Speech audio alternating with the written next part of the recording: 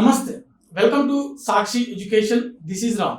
ఇటీవల Andhra Pradesh public service commission విడుదల చేసినటువంటి గ్రూప్ 1 తుది ఫలితాల్లో రాష్ట్ర స్థాయి ర్యాంక్ సాధించి డిఎస్పీగా సెలెక్ట్ అయినటువంటి మధుచరణ్ గారు మనతో ఉన్నారు. వారి యొక్క ప్రిపరేషన్ జర్నీ ఏ విధంగా సాగింది, అదేవిధంగా వారు అవలంబించినటువంటి స్ట్రాటజీస్ ఏంటి అనే విషయాల గురించి వారి మాటలో తెలుసుకుందాము.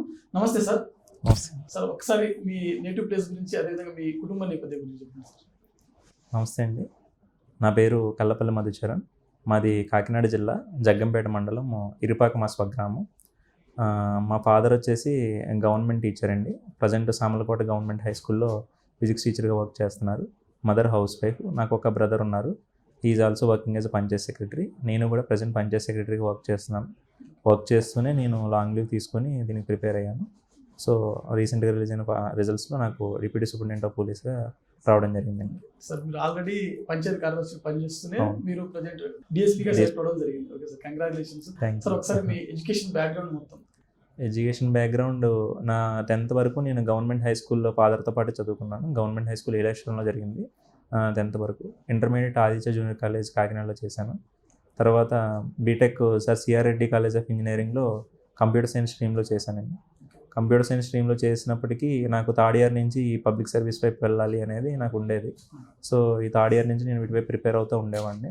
ఈవెన్ క్యాంపస్ ఇంటర్వ్యూలో నాకు ప్లేస్ అయ్యాను. నేను అటాస్ సింటెల్లో ప్లేస్ అయ్యాను ఎంఎన్సీ కంపెనీలో.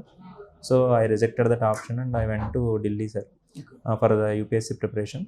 సో డ్యూరింగ్ ద ప్రిపరేషన్ నేను పంచాయత్ సెక్రటరీ నోటిఫికేషన్ రావడంతో సో బ్యాకప్గా ఉంటుంది, మనకి ప్లాన్ బి అనేది ఉంటుందని చెప్పేసి ఇందులో జాయిన్ అయ్యి ప్రిపేర్ అవుదామని చెప్పేసి రావడం జరిగింది ఇటువైపు. సో అరౌండ్ 2019లోనే నేను పాస్ అవుట్ అయిన ఇయర్లోనే మళ్ళీ పంచాయత్ సెక్రటరీగా జాయిన్ అవ్వడం జరిగింది. బీటెక్ స్ట్రీమ్ నుంచి ఎంటైర్లీ డిఫరెంట్ పంచాయత్ సెక్రటరీ స్ట్రీమ్కి వచ్చేసాను. సో ఇందులో 3 years వర్క్ చేసిన తర్వాత ఓకే, మనం అనుకున్న దాని వైపు వెళ్ళలేకపోతున్నాం, అటెంప్ట్స్ వేస్ట్ అవుతున్నాయి అన్నట్టు నేను మళ్ళీ లాంగ్ లీవ్ అనే ఆప్షన్ యూటిలైజ్ చేసుకొని బయటకు రావడం జరిగింది సార్. వచ్చిన తర్వాత నాది సెకండ్ ఇది group 1 mains. First group 1 mains నాకు ఇంటర్వ్యూ కాల్ రాలేదు, మెయిన్స్ క్లియర్ అవ్వలేదు. సో సెకండ్ 2023 నోటిఫికేషన్లో మెయిన్స్ అండ్ ఇంటర్వ్యూ మొత్తం 3 stages క్లియర్ అయ్యి డిఎస్పీగా పోస్ట్ రావడం జరిగింది sir. This is my journey. Sir, UPSC ఎన్ని అటెంప్ట్స్ ఇచ్చారు? యూపీఎస్సీ 3 attempts ఇచ్చాను.